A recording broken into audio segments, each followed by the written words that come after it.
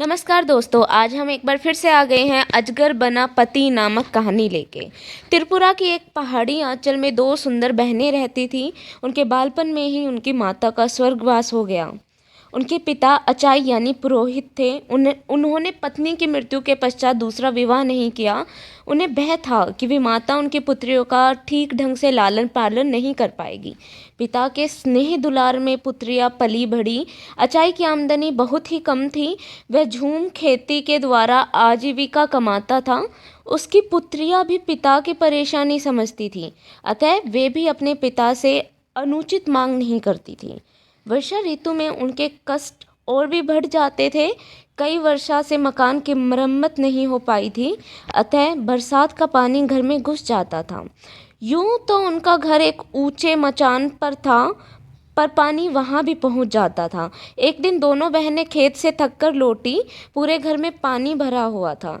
छोटी बहन के मुंह से आह निकली। वह तड़प कर बोली, दीदी अब हम क्या करें? ठहरो, देखती हूँ, शायद कुछ मायदुल पड़ा होगा, अभी उसे खाकर भूख मिटाते हैं, कहकर बड़ी बहन ने सांत्वना दी। बड़ी बहन ने थैला टटोला, किंतु खाने को कुछ भी नहीं मिला। सब कुछ बरसात के पानी में भीगकर खराब हो गया था। उनकी आंखों में आंसू आ गए। छोटी बहन का दुख वह सह न सकी। उसने प्रतिज्ञा की कि मैं उसी को अपना पति मानूंगी जो मेरे घर को संवार देगा। जिस तरह सबके कष्ट दूर होते हैं, उसी तरह वह दुख भरी रात्रि भी बीत गई। अगले दिन जब दोनों बहनें घर लौटी तो घर की काया पलट देखकर दंग रह गई। सारे घर की मरम्मत की गई थी तथा खाने पीने का सारा सामान भी मौजूद था। इतने खाद्य पदार्थ उन्होंने पहले कभी नहीं देखे थे। अचाई ने भी घर का परिवर्तन देखा तो उत्साह के साथ बोला, ओह रहो, यह तो वन देवी की कृपा है। उससे तुम लोगों का कष्ट नहीं देखा गया, इसलिए उसने हमारी सहायता की है। पिता तो भरपेट खाकर सो गए, किंतु बड़ी बहन उनके अनुमान से संतुष्ट न थी। वह चांदनी रात में बाहर आकर खड़ी हो गई। तभी उसकी नज़र एक विशालकाय अजगर पर पड़ी। वह अजगर उनके घर से निकलकर जा रहा था। बड़ी बहन ने उसी क्षण निर्णय ले लिया था कि वह अजगर से ही शादी करेगी और उसी को अपना पति बनाएगी। उसे पूरा विश्वास था कि उनके घर की दशा संवारने में अजगर का ही हाथ है।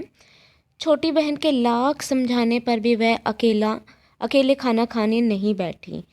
तब हार कर छोटी बहन ने अपने जीजा जी को पुकारा, कुमई कुमई माइट नानी फाई दी दो, जीजा जी खाना खाने आइए।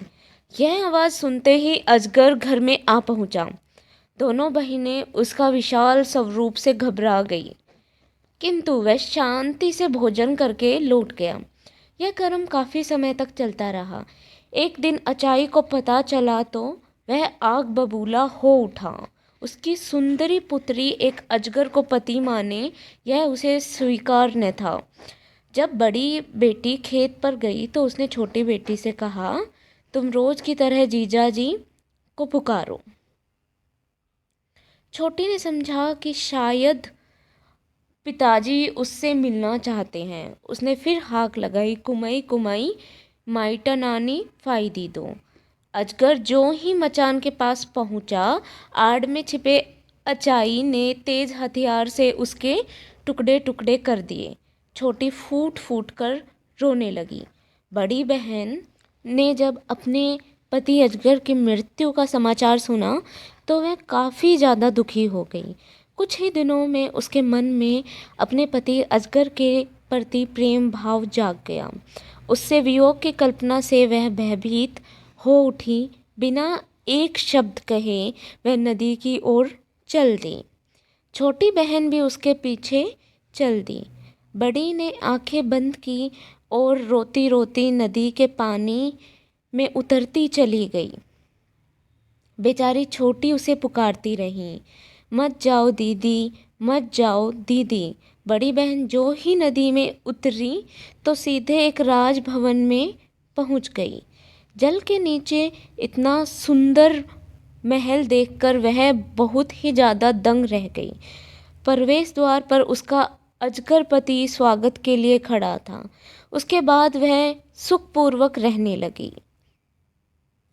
तो दोस्तों, आज की कहानी में इतना ही।